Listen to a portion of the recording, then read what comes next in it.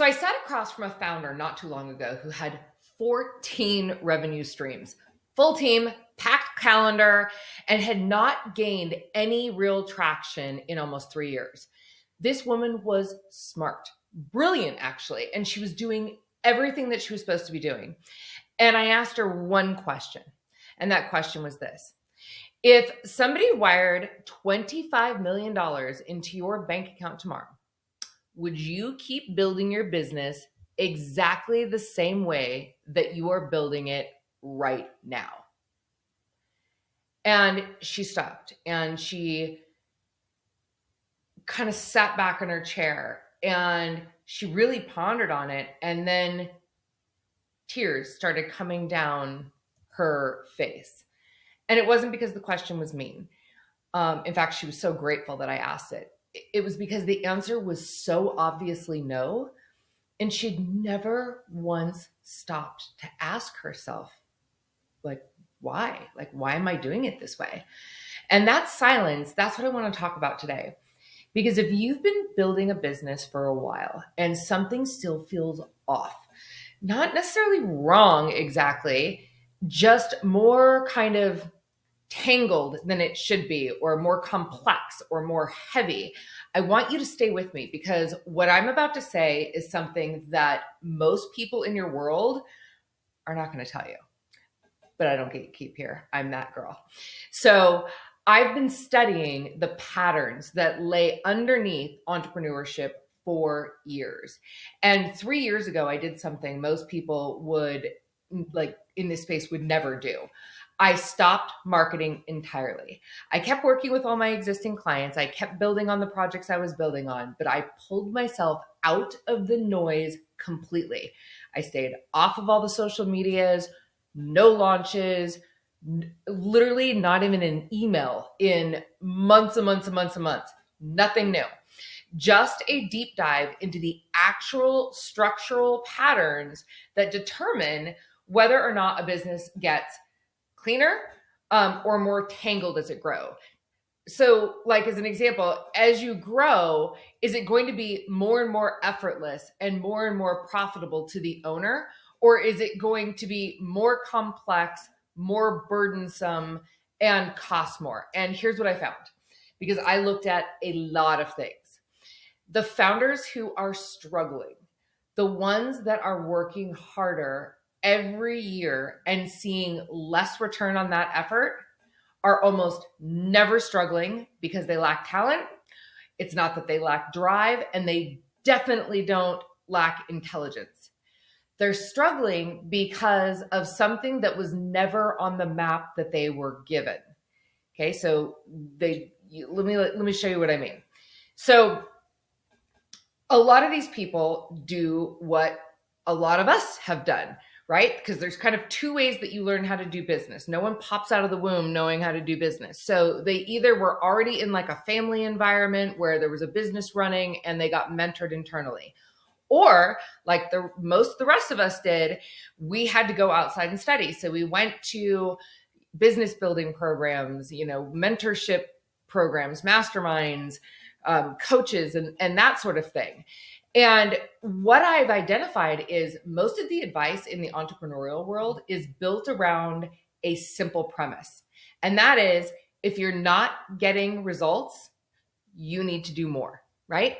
Because certainly it wouldn't be the model, because the model worked for the person teaching it to you. So you must be the problem, and you need to do more. You need to do more content. You need more outreach. You need more offers. You need better systems. You need a stronger team. More hustle and grind.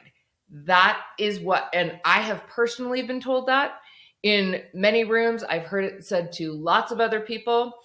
And here's the thing. None of that advice necessarily is wrong. It's not that funnels are bad or that social media is bad. In fact, though, these tactics and tools work for lots of business. In isolation, all of that is totally reasonable. The problem is that it's downstream, meaning after the fact, of something that nobody checked first. So it's kind of like telling someone that their car is slow and recommending that they get better tires, a new engine, and premium fuel, when the actual problem is that the car wasn't built on a chassis, that it was built on a chassis that was never designed to go fast. So the foundation of the car, it doesn't matter what you do on the outside of it, the foundation can't hold up. It's not going to be able to do the things that you want it to do. The upgrades are not going to fix it. They're just making the wrong thing run more expensively. And that is the exact same thing that I've watched being played out for decades in the entrepreneurial industry. So a founder builds something, it works, at least sort of, right? Like they're getting some results. So they push harder and it sort of keeps working. And they hire more people, they spend money, they follow the blueprints, they do the courses, they hire the coaches. Listen, no judgment, been there, done that, got the t-shirt. And the business gets more tangled, not cleaner, more tangled. It's more to manage, more decisions are running through the CEO. There's more urgency, more complexity, more revenue that somehow requires more sacrifice than the revenue before it, and less is going into the founder's pockets. This is not a scale problem. It's not a team problem, and it's not a marketing problem. That it's none of those things, but that's what someone's going to tell you it is if they're not telling you it's your work ethic problem. This is an architecture problem.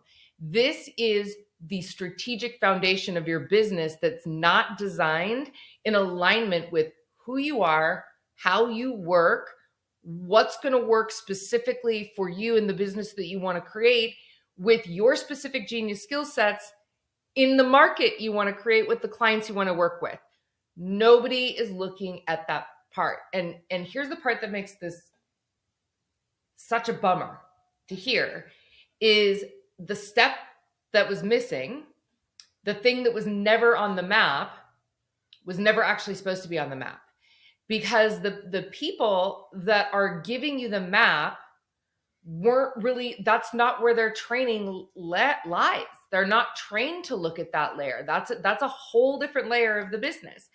And so not only are they not trained, a lot of mentors, as awesome as they are, they're teaching you to build business in the way that works for them. And that doesn't necessarily translate into the way that it works for you. So really, coaches help you optimize execution, right? To generally a blueprint that worked for them. Agencies run campaigns. They know what's working in the algorithm or in their specialty right now. Again, nothing wrong with that. Huge benefit. I use agencies. But they're going to run it based on the foundation you give them. So if you give them a car with a broken chassis, they're running campaigns on that. Masterminds give you community and accountability. Again, all of it legitimate, all of it real, all of it operating on whatever structure that you built without ever diagnosing whether or not the structure itself was right. They're going to take it at face value and run with it. Okay. That's not a knock on anyone who's helped you.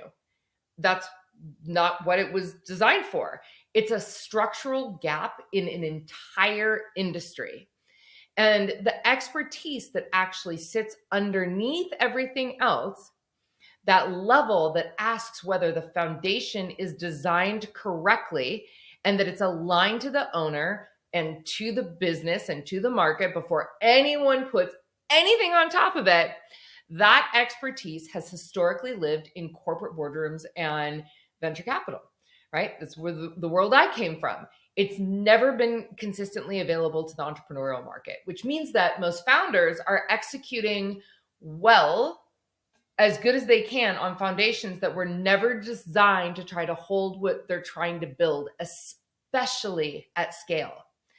And the reason this is becoming so obvious right now is that AI made this catastrophically visible, because AI accelerates everything.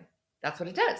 So if your foundation is strong, your messaging is intact, you've got good IP, you've got a strong aligned business model, you've got the infrastructure built out for the business to scale without you, your team's running, you've got all of these things together, it's going to accelerate it. But if you don't, what's going to happen is it's going to accelerate the chaos, because AI doesn't fix structural problems. It exposes them at light speed. So the founders who are going to lead the next decade are not going to get there because they hustled harder or automated faster. They're going to get there because they built something that nobody else can replicate, that is like their own fingerprint. They're going to have a competitive advantage that is so specific to them, to their thinking, to their positioning, to their intellectual property, and that gets stronger over time instead of demanding more from them every year. And that's the shift that I've spent 30 years working on and working at the intersection of. And that is what we're moving into. The hustle era didn't end because people got tired. It's ending because the economics broke. Execution is now infinite. Content, infinite.